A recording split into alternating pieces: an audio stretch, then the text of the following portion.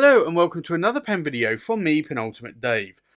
So I have here another pen sent to me from Sean at the London Pen Company.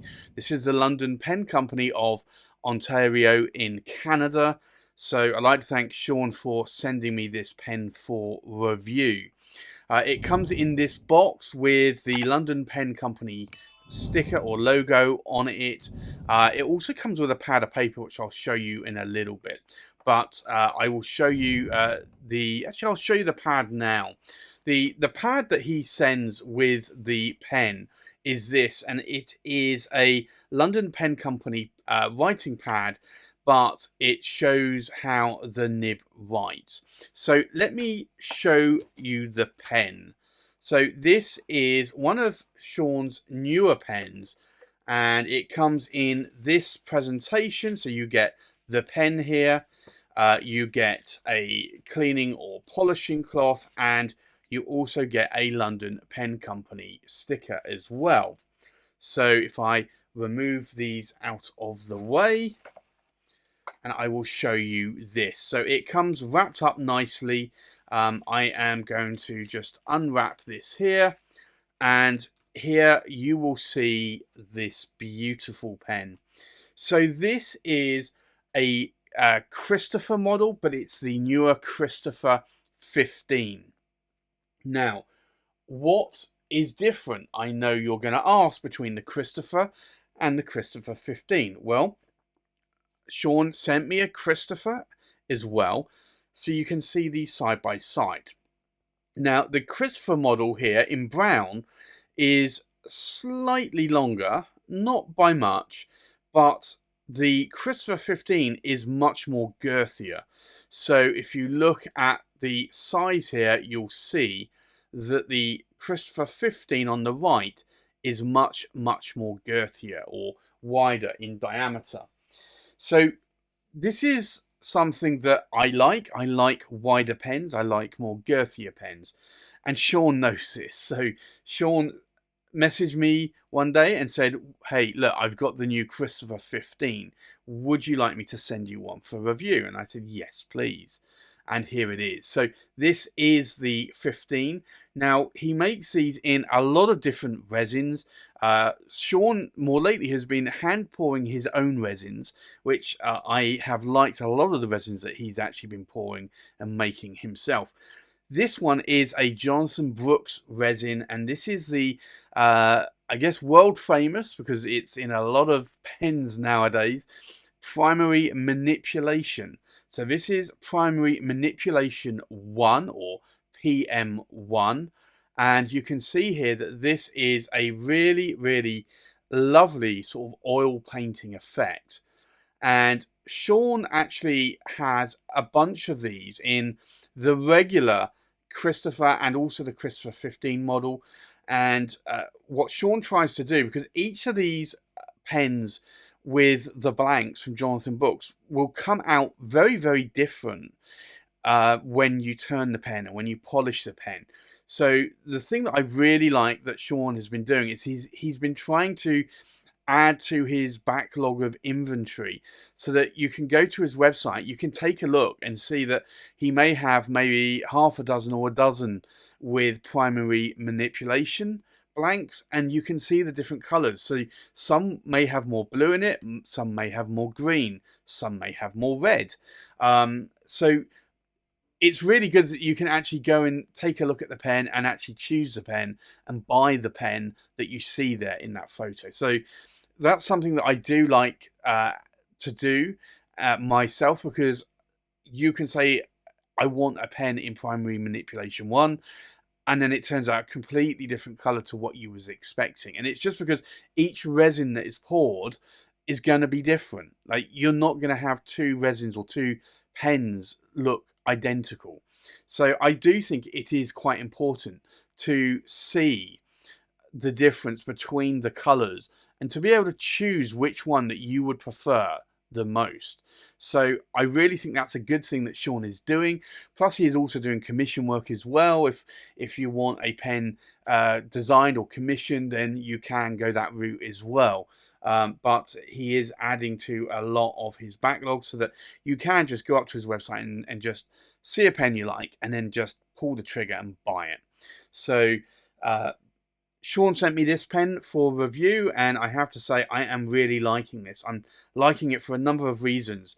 So the first thing is obviously the girth of this pen. This is a thick pen, and I like thick pens. It's quite a long pen as well, and I like long pens. So this to me ticks both boxes. The other thing I do like is I have actually been wanting a pen with Jonathan Brooks primary manipulation material. So that to me ticks another box. The other thing, if I unscrew the cap here, you'll see is that he has put a number 6 size Bock nib on. Now, in the past, Sean was using a lot of Yovo nibs. He still does, I think. But this is a number 6 Bock nib. I do like the Bock nibs, so because most of my Visconti nibs are made by Bock, so I am partial to Bock nibs. I do like Yovo nibs as well. Sean asked me what nib I would like on this. I said send me a Bock broad nib, and that's what he sent me. So this is quite a nice pen in terms of the size. It's a cartridge converter pen, and you see there it just has a standard international converter, which is not threaded, so you can just pull it out and replace it if need be. The section here is just a concave section, so you can see there is a slight concave going in. That helps when you are gripping the nib there, the section that your fingers will not slip onto the nib or are unlikely to slip onto the nib. Now, the other thing that you can do is you can unscrew these nibs because they are screw-in nib units. Now, you can do this with the Bock or the Yovo nib units that Sean uses, and most custom pen makers will normally use Bock or Yovo. Check with them, but you can then swap the nib out and sort of go for maybe a medium nib or a stub nib if you wanted to. So that in itself is also quite good. I will reassemble all of this so that you can see it all back together again. So this in itself is a really nice size, as I said, of pen. This fits in my hand really nicely. I can post the cap on here. So this posts a little bit more securely than the Christopher. The Christopher will post, but it didn't post that deeply. This posts, I'd say, a little bit more deeply, a little bit more securely. So you can post that cap if you wanted to. But as you can see in my hand, this is a massive, massive pen. Now, I know people do want to post their caps. Some people do, not everybody. I don't personally. But if you wanted to post the cap, then you can. It has an ABS plastic feed. I like pretty much everything about this pen. I really do like that this is a larger pen, and I know typically in the past people have preferred smaller pens, and for me I prefer the larger pen. So I really do prefer having a larger pen in my hand. It just feels more substantial. These pens are actually a really good price as well. Sean does a lot of good work in terms of polishing these pens. So you can see here the polishing here. You can see the light reflecting off my studio lights is pretty good. These pens come in at $200 US, which is actually a really good price, honestly. And I think that is a very good price point for these pens. I know Sean has been working very hard over the last year trying to create a lot more of these pens. A lot more custom pen makers have been coming out of the woodwork over the COVID period.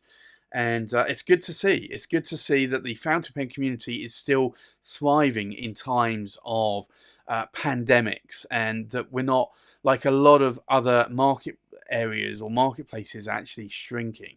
So it's good to see a lot of more sort of pen makers, pen turners, pen producers or manufacturers, custom pen makers all starting to add their variety to the mix. And I have a pen, the original Christopher that Sean sent me, and I like that a lot. And I like this one even more. I really do. So you can get this in lots of different resins. So if you want to have a look, then go to londonpenco.com. That's Sean's website for the London Pen Company, and you'll be able to see there what pens are still available in stock that can be purchased. So I think with that, let's do a size check, we'll do a weight check, we'll do a pen comparison, and then we'll do a writing sample. So let's do a size check. The length of the pen, we are looking at about 148 millimeters in length. The length of the cap, we are looking at about 60 to 61 millimeters in length. And if we look at the length of the body, we are looking at, with the nib to the tip of the tines, about 139 millimeters in length. So that is a really, really good length pen. I think we'll do a weight check. The full weight of the pen, uninked, we are looking at just over 28 grams in weight. The weight of the cap, we are looking at just over 7.5 grams in weight. And then the weight of the pen, we are looking at just under 19.5 grams in weight. So that's a really good weight pen.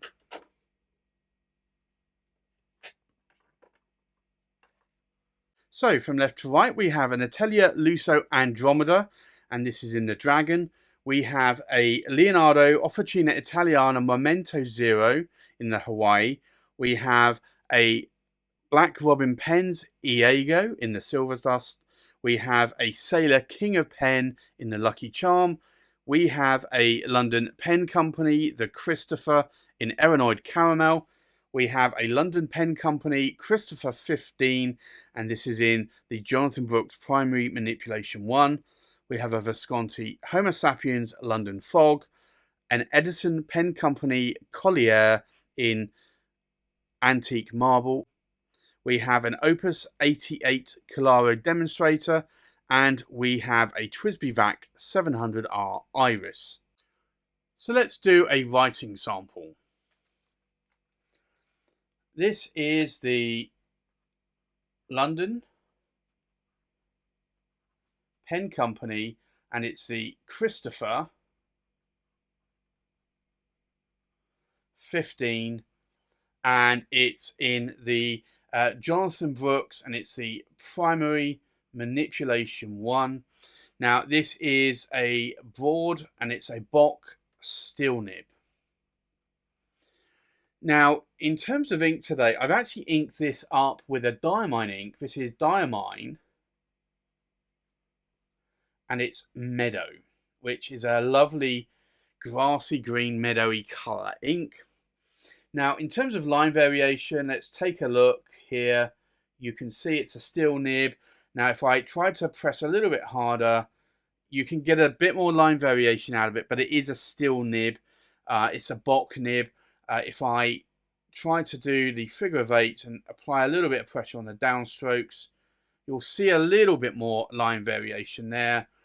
You'll also see though that there are no hard starts or skips on these lines, which means that the nib is tuned very nicely.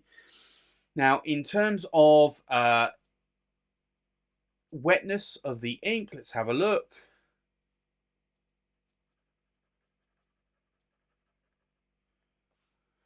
This is quite a wet nib. So for me, this is a pen that writes really well. I like the Bock broad nib. To be honest, I don't think I've actually tried a Bock steel nib, or maybe I've tried one, but I've not had one in my collection before. So I may have tried one at a pen club in the past, pre-COVID.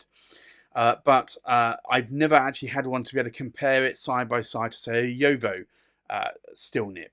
So for me, I really do like how this one writes. I typically have a lot of Bock gold nibs and palladium nibs as well. But for me, this writes really well. So I'm really glad that I've been able to try this in a broad steel nib, and it's a Bock nib. So what do I like and what do I not like about this pen? Well, clearly I like a lot of the pens that Sean is creating at the London Pen Company in Canada. I like the size of this pen. I liked the Christopher previously, but I liked because that was a long pen. It wasn't thin. It was, I'd say, about right, but I do like more girthier pens. So this actually speaks to me a little bit more over the original Christopher model, and I like it. I really do. I like the size. I like the weight. I like the girthiness of the section as well. And I like this material. I think Jonathan Brooks has made a lot of good material, and I know Sean has been making not only pens out of primary manipulation, but he's also been making them out of ghost coys and other coys and all of the other material that Jonathan Brooks creates as well as other pen makers that are casting their own resins as well, so including himself. So a lot of these pens are actually looking really good, and I do like this Christopher 15 model a lot. And so much so, I'm actually looking at potentially picking up another one if he has one available at some point in the near future, because these are really, really nice size pens, and this is the kind of size pen that I like a lot. So that's my review of the London Pen Company, the Christopher 15 in Primary Manipulation 1. Thanks for watching. Please like, comment, and subscribe, and I'll see you on the next pen video. Bye-bye.